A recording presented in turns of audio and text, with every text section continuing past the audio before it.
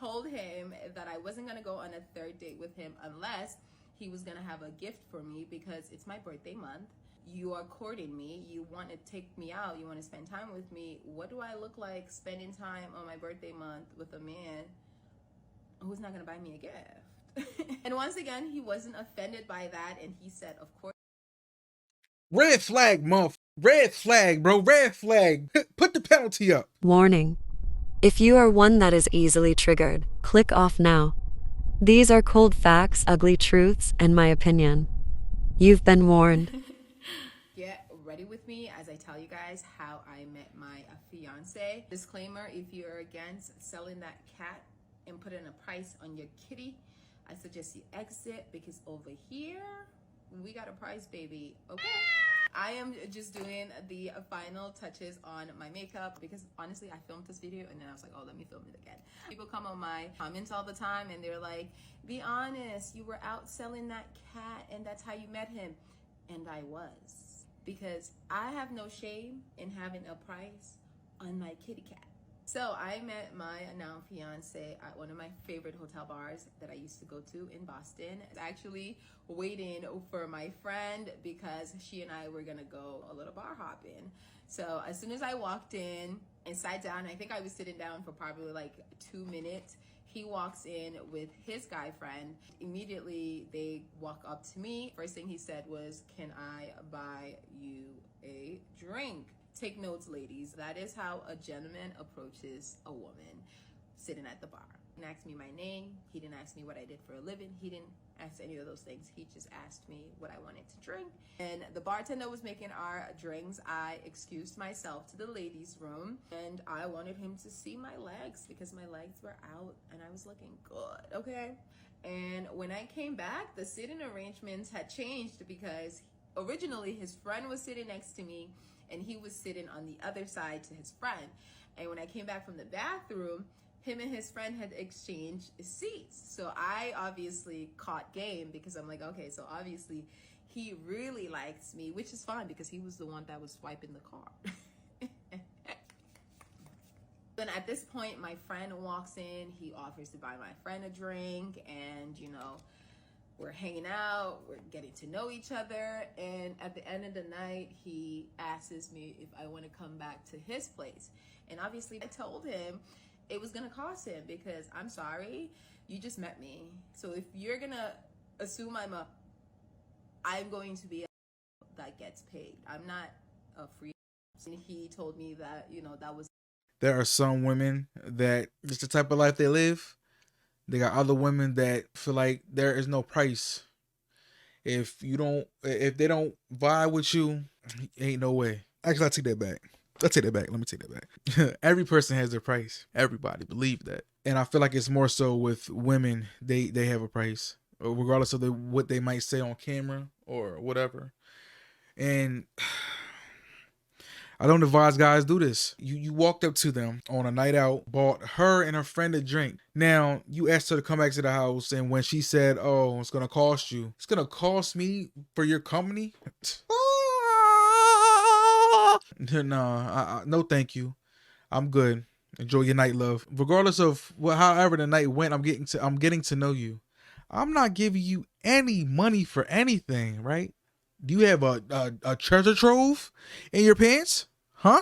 You have gold, diamonds, rubies, sapphires that are gonna get me?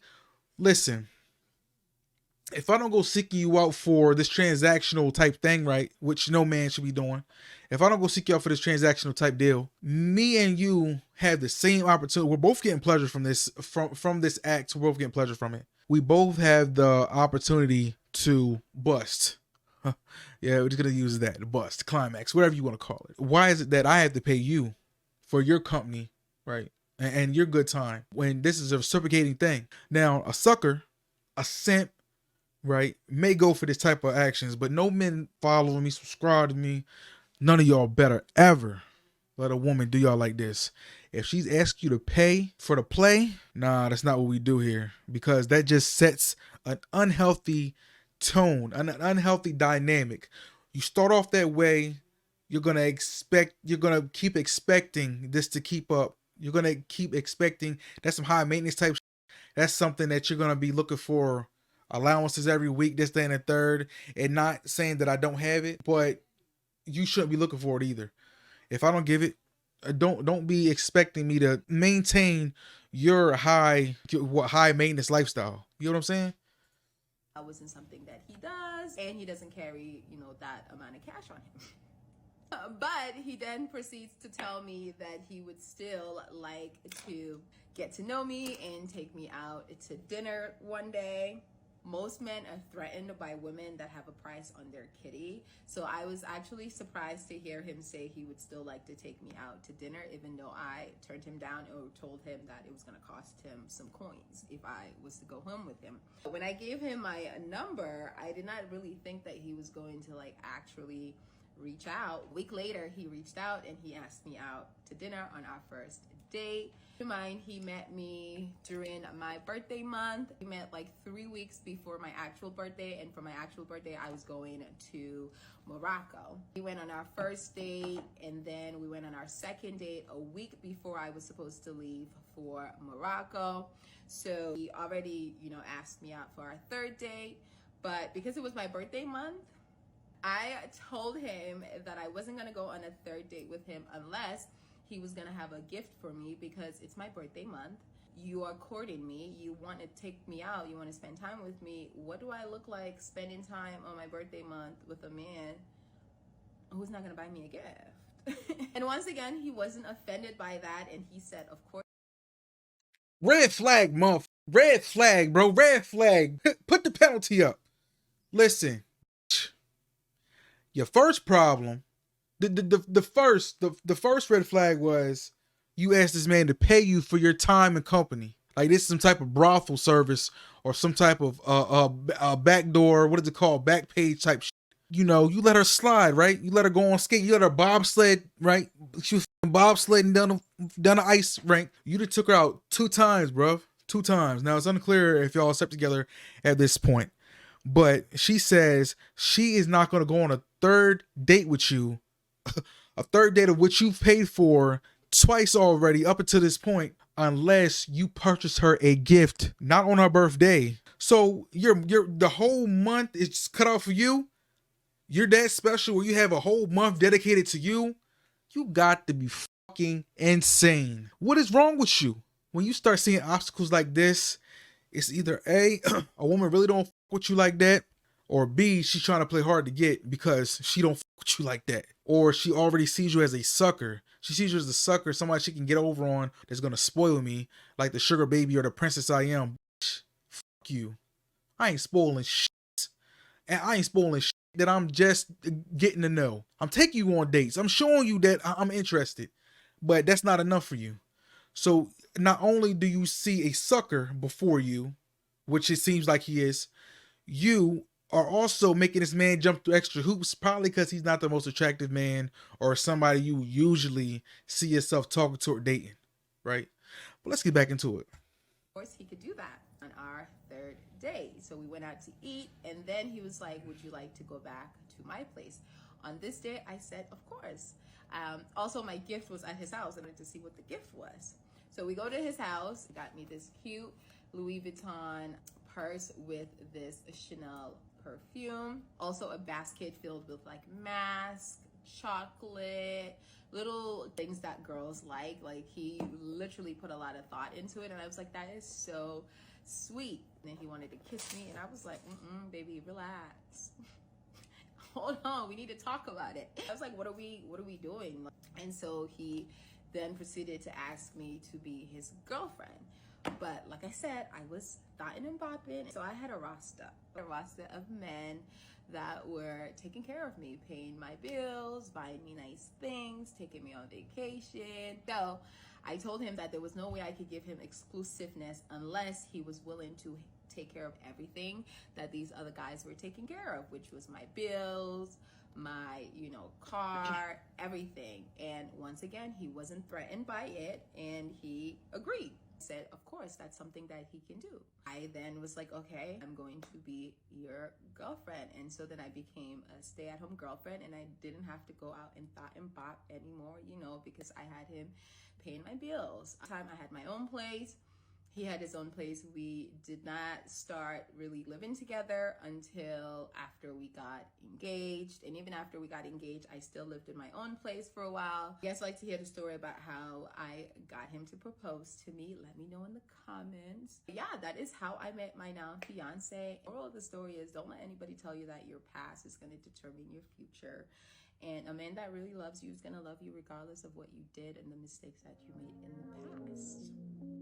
Regardless of whatever she did in her past, that's neither here nor there. The problem I have with it is she was already dating multiple men, right? She wasn't even looking for her.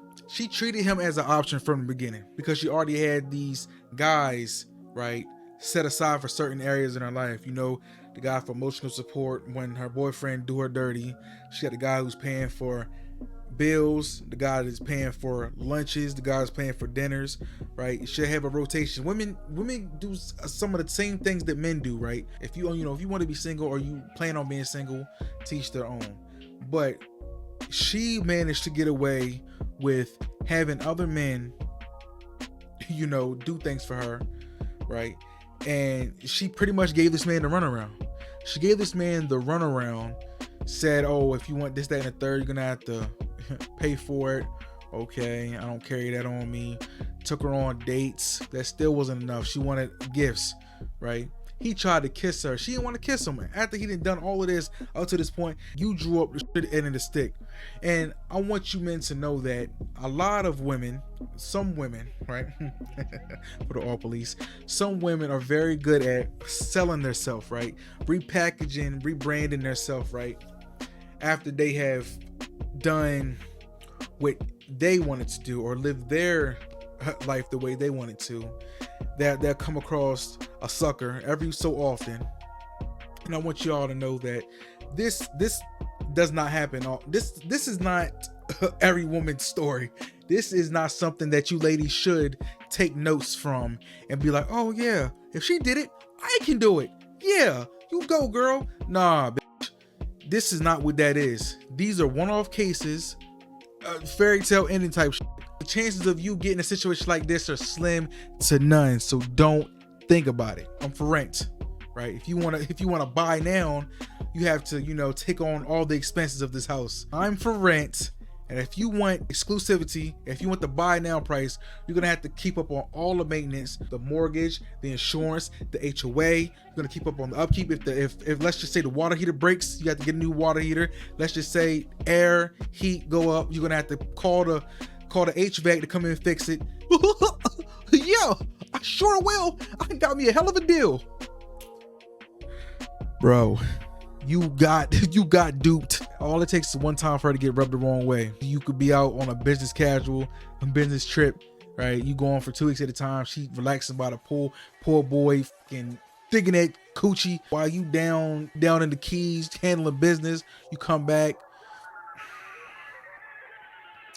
You ask why dinner not made. That's all it takes. Oh, you're too controlling. I don't want anything to do with you anymore. She takes you to court. She gets your ass. Right? She done got everything she ever wanted. Right? Plus more. But I don't know. But I do know one thing though. Make sure y'all girls still tease. It's your boy Alex. Catch y'all in the next one.